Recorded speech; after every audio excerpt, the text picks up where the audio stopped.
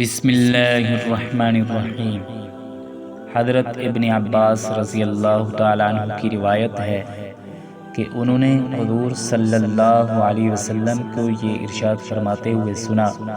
کہ جنت کو رمضان شریف کے لیے خوشبوؤں کی دھنی دی جاتی ہے اور شروع سال سے آخر سال تک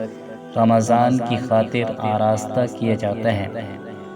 پس جب رمضان المبارک کی پہلی رات ہوتی ہے تو عرش کے نیچے سے ایک ہوا چلتی ہے جس کا نام مشیرہ ہے، جس کے جھونکوں کی وجہ سے جنت کے درختوں کے پتے اور کیواڑوں کے حلقے بجنے لگتے ہیں، جس سے ایسی دل آویز سریلی آواز نکلتی ہے کہ سننے والوں نے اس سے اچھی آواز کبھی نہیں سنی۔ پس خوشنما آنکھوں والی حوریں اپنے مکانوں سے نکل کر جنت کے بالا خانوں کے درمیان کھڑے ہو کر آواز دیتی ہیں کہ کوئی ہے اللہ تعالیٰ کی بارگاہ میں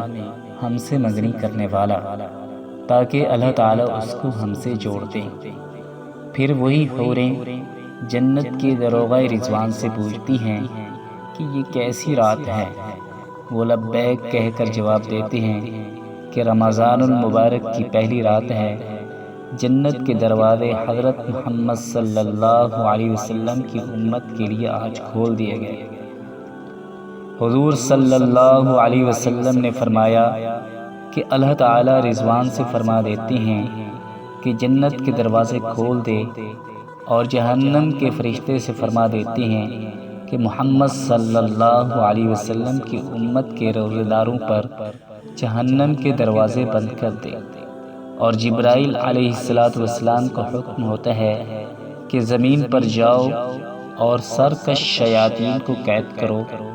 اور گلے میں توق ڈال کر دریا میں پھینک دو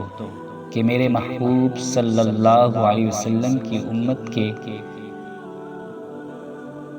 روزہ داروں کو خراب نہ کریں۔